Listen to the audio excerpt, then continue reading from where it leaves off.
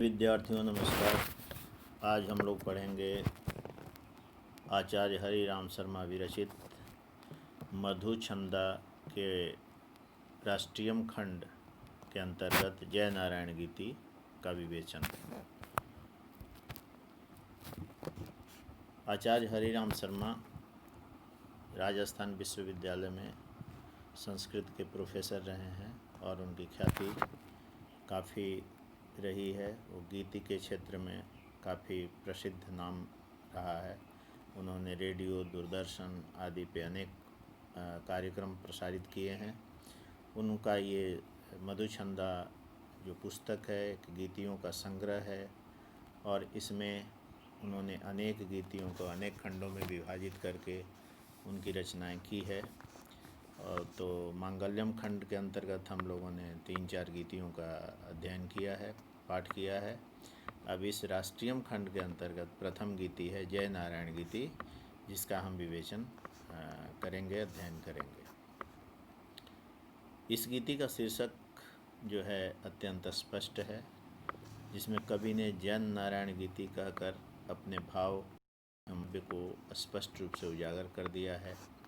कवि ने इस गीति के अंतर्गत जन अर्थात जनता को ही नारायण अर्थात ईश्वर की संज्ञा दी है और उसकी महत्ता को, व्यापकता को व सामर्थ्य को उद्घाटित किया है। उस जनता में पूर्ण ब्रह्मत्व का आधान किया है।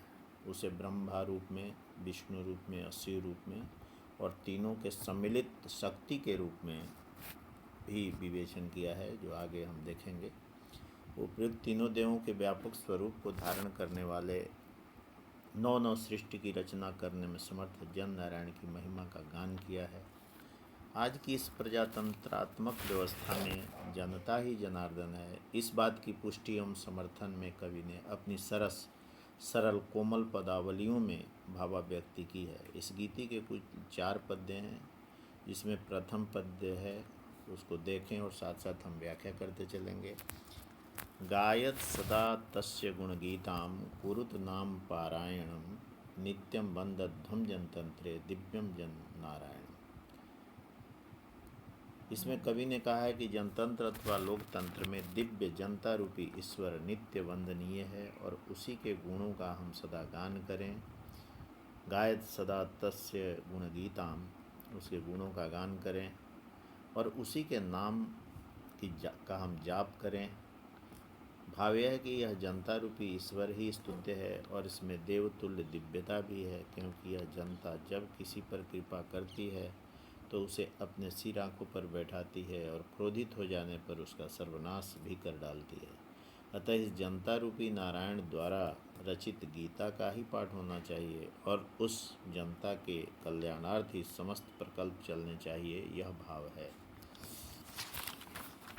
द्वितीय पद्य देखते हैं। द्वितीय पद्य है जिसमें इसके ब्रह्मत्व का आधान किया गया है और ब्रह्मा विष्णु शिव के रूप में कल्पना की गई है। चतुरानन इव सर्जनशीलः विष्णु समोयो व्यापनशीलः प्रलयंकर इव नाशनशीलः तम द्रिदेवमय विभु स्वरूपम नव सृष्टि पारायणम। तो इसमें कहता है चतुरानन यानी 4 आनंद वाले, यानी ब्रह्मा के समान ये सर्जनशील है।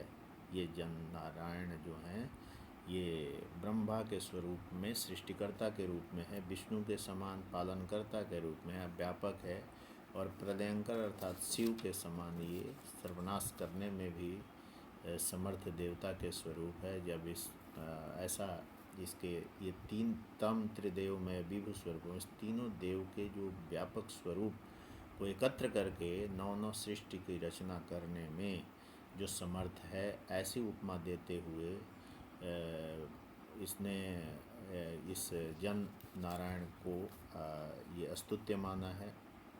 जन नारायण में तीनों देवों के लिए विभु स्वरूप को विभु स्वरूप का एकत्र दर्शन हो जाता है, जो नई सृष्टि करने में सर्वथा समर्थ है। लिखा है नौ सृष्टि पारायणम। भाव यह है कि इस जन नारायण की महिमा का ही गान एवं पारायण होना चाहिए और किसी भी प्रकार से इस जन नारायण की अवहेलना नहीं होनी चाहिए। तृतीय पद्य है वज्रायते सदा वृत्रार्थे कुसुमायते यो हि मित्रार्थे यमायते त्रासक जनसार्थे तम भीमाकार प्रणमते विध्वंसित दुःशासनम। इसमें कवि ने विशाल जन समूह भीमाकार प्रणमत है तम भीमाकार प्रणमत है विध्वंसित दुशासनम, और भीमाकार स्वरूप विशाल स्वरूप को प्रणाम करते हुए उसको प्रणाम करता हूँ। प्रणाम कर उसकी शक्ति की ओर संकेत किया है। यह विशाल नारायण रूपी ईश्वर जो है दुशासनों का अंत करे, विध्वंसित दुशासनों का अंत करने वाला है।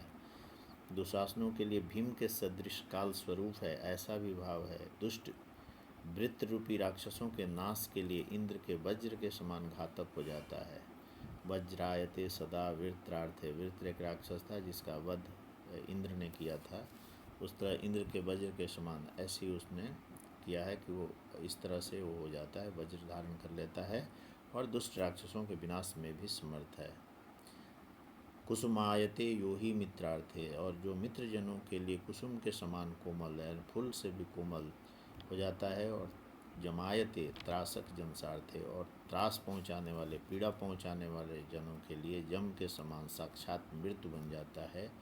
यह जन नारायण रूपी जो ईश्वर है उसके बारे में कहा जा रहा था। इस लोकतांत्रिक व्यवस्था में इस जन नारायण को ही सर्वविध प्रसन्नचित्त एवं उसके कल्याण के लिए कार्य होने चाहिए, ऐसा भाव है। इसमें वज्रायते कुसुमायते यमायता का प्रयोग सर्वथा नवीन है, जिसमें कवि ने संज्ञा पदों का प्रयोग क्रिया पदों में बदलकर सुंदर और काफ़ी रोचक बना दिया है।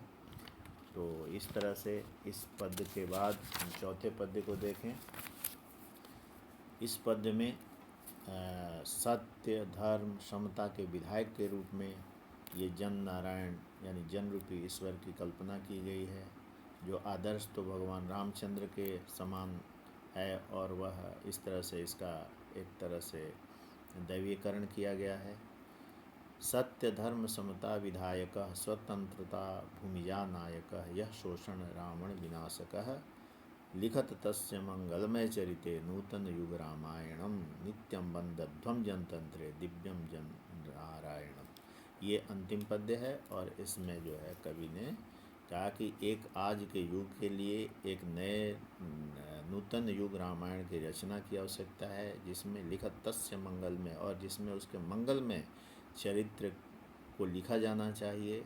जिस तरह से रामायण में भगवान पुरुषोत्तम राम के आदर्श चरित्र की रचना की गई है, जो सत्य की मूर्ति, धर्म की स्थापना के लिए तत्पर, समता के समानता के विधायक, स्वतंत्रता के भी और रक्षक, और भूमिजा नायक, भूमि जो है यानी ज़मीन से जुड़े हुए लोग, और भूमिजा सीता को भी कहते हैं, तो भूमि से उत्पन्न हुई थी, ऐसा सीता के नायक के रूप में जिनकी प्रशंसा रही है। यह शोषण रावण विनाश का है, जो शोषण करने वाले रावणों के विनाशक के रूप में भी जिनकी ख्याति रही है, उस राम के आदर्श चरित्र के समान इस जन नारायण यानी जनता रूपी ईश्वर को, जो जन समूह, विशाल जन समूह जो नारायण के रूप में प्रतिष्ठित है इस लोकतंत्र में, उस लोकतंत्र में, इस जनतंत्र में उसकी नित्य वंदना होनी चाहिए। नित्यम वंदध्वे जनतंत्रे, और लिखत तस्य मंगलमय चरित्र, और इसके मंगलमय चरित्र का जो इसका चरित्र कैसा होना चाहिए, कल्याणकारी होना चाहिए, मंगल स्वरूप वाला होना चाहिए। नूतन युग, नए युग में एक नया रामायण लिखा जाना चाहिए जिसमें जनता ही जनार्दन है, ये उसकी रचना की जानी चाहिए। जन नारायण रूपी आदर्श नायक को केंद्र में रखकर लिखा जाए, जिसका चरित्र आदर्श पुरुषोत्तम राम के आदर्शों से मेल खाता हो, जो सत्य धर्म एवं समानता का विधायक हो, भूमि से जुड़े लोगों का नायक नेता हो, और जो रावण रूपी शोषणकर्ताओं का विनाशक हो। इस पद्य में कवि ने जन नारायण को दिव्य जन नारायण बनने एवं उसके मंगलमय, लोक कल्याणकारी, समता एवं स्वतंत्रता के रक्षक, सत्य एवं धर्म के रक्षक एवं शोषणकर्ताओं के संहारक के रूप में मुखर रहने की कामना की है, और जनता ही जनार्दन है की भावनाओं को पोषित कर उसे नारायण के रूप में आराध्य बनाने की प्रेरणा दी है। और इस तरह से यह गीत बहुत छोटे से है। धन्यवाद, नमस्कार।